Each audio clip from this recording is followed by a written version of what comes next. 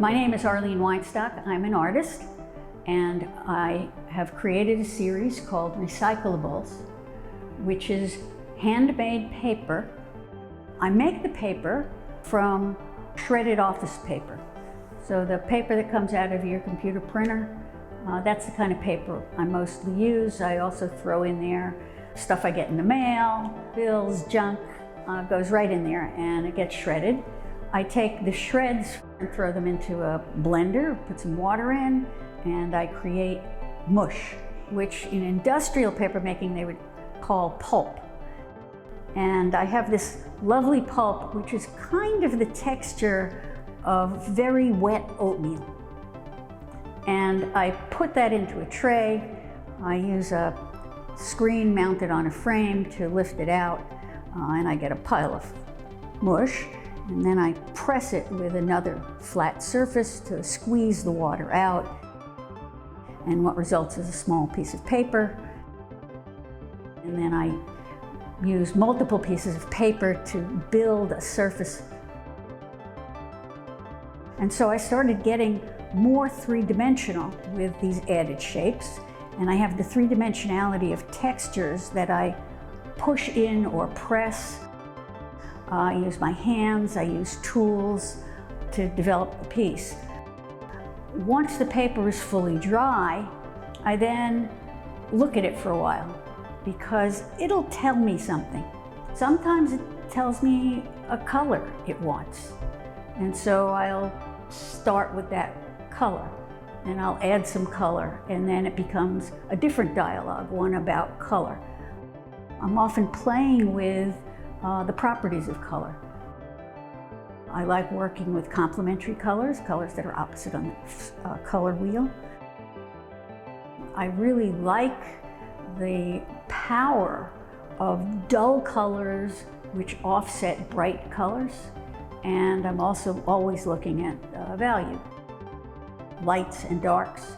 And so I build my color layer of this artwork the same way I would do any other artwork. I'm looking at how all the qualities of color are working and whether they're imbalanced or balanced, bright or dull, whether I need to add something to create depth or whether I want to bring something forward. I love the idea that it was recycling, and I call the show Recyclables because everything about it is recyclable. In fact, my choice of paint is a water-soluble paint that can go back into water as the paper can. So I'm not using acrylics, which would give it a hard, permanent surface. I like to think of it as living and breathing artwork that can react to the atmosphere around it and to humidity. And so I'm not creating more pollution by recycling the paper. I'm creating something that can in itself be recycled if necessary.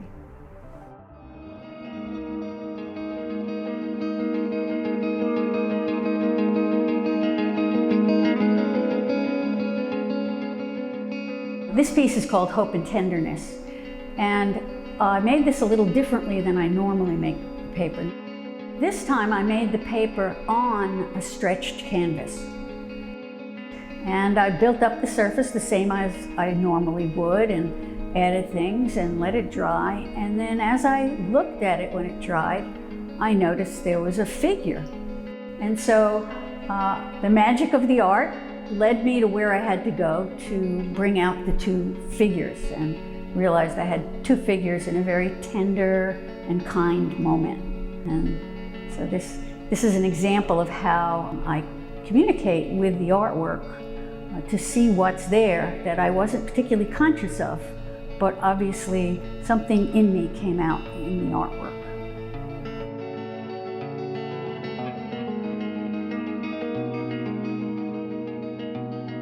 Coming into the light was a moment for me to experiment with complementary colors of yellow and purple. They're in some ways the hardest colors to deal with. One is a very light from a value standpoint color, and the other's very dark. And so surprises often happen. And when they mix, you're going to get neutrals, and it's hard to know what kind of neutrals you're going to be getting. And so, true to form, that's what happened. I started with purple and with yellow, and I started getting these odd brownish neutrals, grayish brown neutrals. And then looking at the piece, I realized, oh my God, I got to get some green in here. Again, working in communication with the piece, it told me what it needed, and I worked it.